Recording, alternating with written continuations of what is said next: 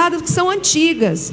Eu gostaria de ressaltar que no decorrer dos anos, inclusive na gestão do Luiz Paulo, foram municipalizadas 5 escolas também. Então, o processo de municipalização ele vem ocorrendo ao longo dos anos. Não ocorreu só nessa administração, né?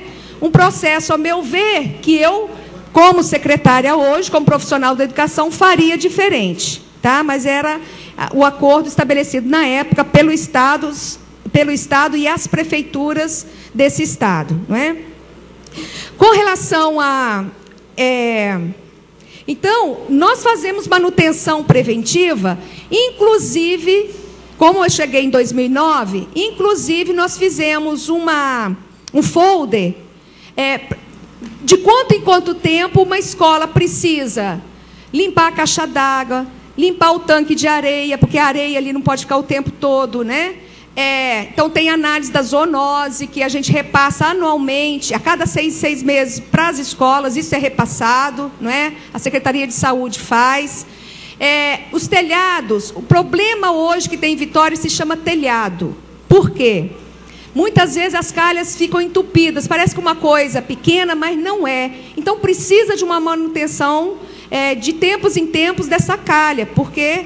E fora aqueles espaços que a gente faz a manutenção, mas a gente percebe que tem que ser construída uma outra escola. Nós temos conversado com o prefeito, falei, prefeito, Vitória não precisa de mais escolas, assim, novas. Vamos reconstruir aquelas escolas existentes. Então, aquelas escolas precarizadas, vocês veem que essas obras aqui são, a não ser o Consolação, mas são escolas já criadas, já existentes. Qual o problema maior que nós temos? Os chamados espaços alternativos. Você não pode construir, falar assim, vamos tirar esses alunos daqui para construir a nova escola. Vai colocar onde? Vitória não tem espaço alternativo. Então, nós moramos no morro, né? E aí a dificuldade nossa, para desapropriar uma área, por que as nossas escolas demoram tanto a ficar prontas? Fora os problemas técnicos da própria empresa, que ela desiste da obra porque ela não vai ter capacidade técnica, como algumas nos informam. Mas aquelas, por que as escolas demoram tanto? Porque as desapropriações são muitas. Por exemplo, no Neuza Nunes, nós temos 16 desapropriações. Muitas desapropriações, elas vão para a justiça. Então, a gente fica com essa dificuldade. Por que está entrando agora? Porque a gente consegue chegar. Por exemplo, Alvimar Silva. A última desapropriação lá está na justiça ainda. Então, está sob está na justiça. Então, como é que a gente enfrenta, faz esse dever de casa? Mas, quando a gente tem espaço, Vitória não é igual Serra, Vila Velha, que é uma cidade plana. Nós temos muitos morros, muitas pedras. José Auro Monjardim, para construir aquela escola, teve que quebrar muita pedra, porque a construtora achou muita pedra no solo. Então, isso assim, não nos alenta, né, da pressa que a gente tem, óbvio, de ter um parque renovado, para todo mundo novo, mas justifica um pouco essa demora. Eu gostaria de destacar uma outra coisa, não ocorreu corte na educação, ocorreu um reposicionamento das nossas despesas.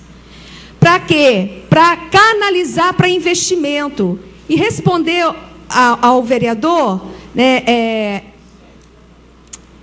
Ismael, quanto que a gente gasta na educação? Em média, 75% de pessoal, 20% de manutenção e 5% de investimento. É muito pouco para investimento. O que nós fizemos nesse momento que nós vivemos de crise? Nós reduzimos e aumentamos a nossa capacidade de investimento em manutenção e obras. Conseguimos isso somente agora, nos primeiros meses de 2011. Isso foi um esforço árduo, inclusive diminuindo contratos, redirecionando alguns programas para transferir para outros, né? Porque prioridade, uma das grandes prioridades é aumentar o investimento, que aí vai para a construção de novas obras, de manutenção, enfim. A secretária tem atribuído aos diretores má gestão das escolas. Pelo amor de Deus.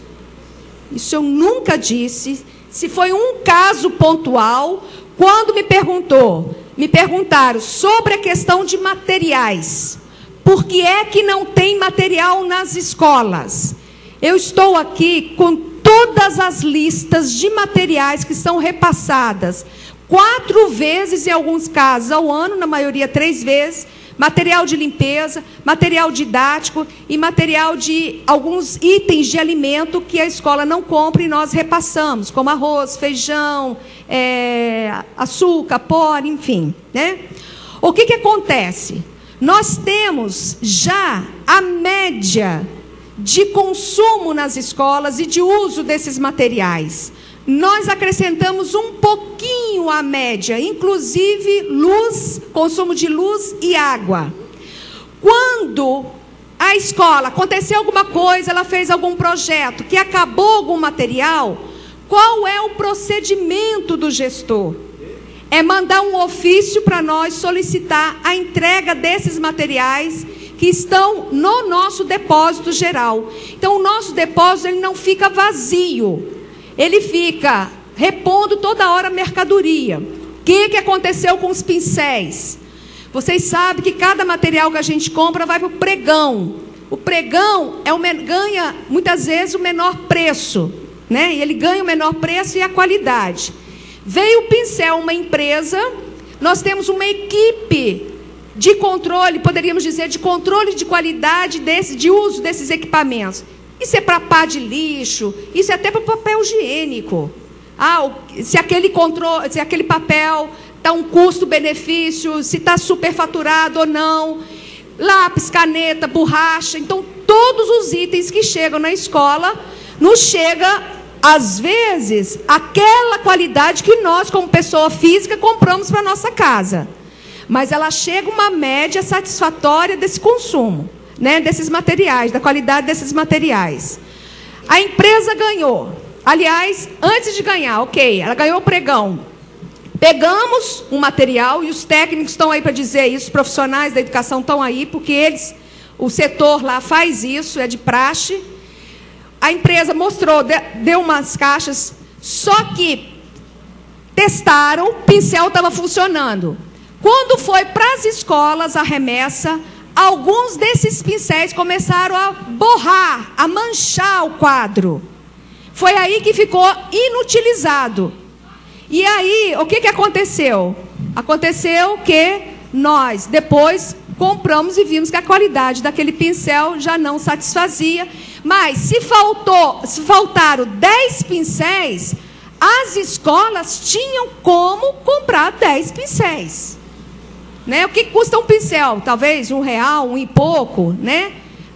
Então, isso que eu estou dizendo.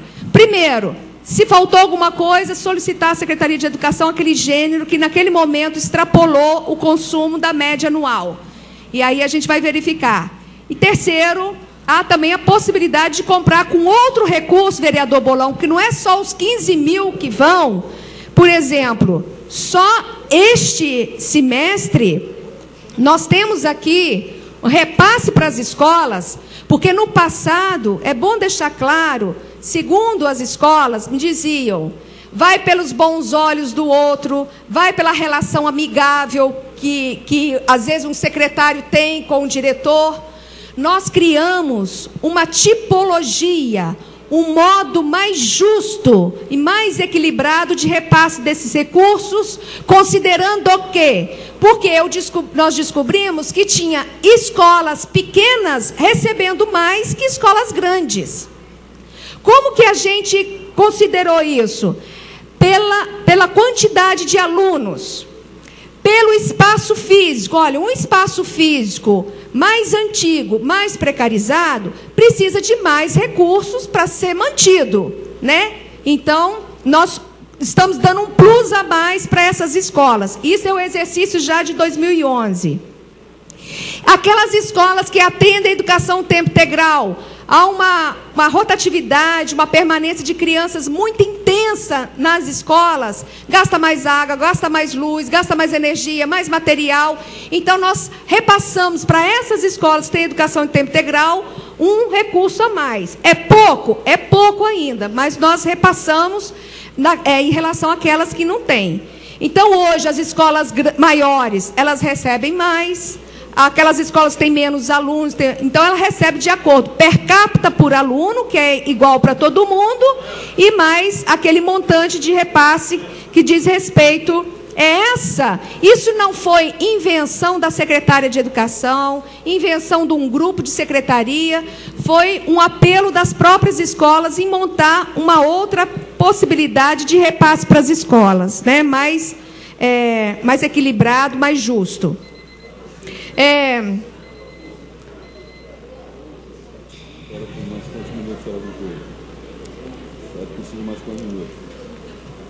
Já concluí? Não, 70 minutos. Acho que em 10 minutos.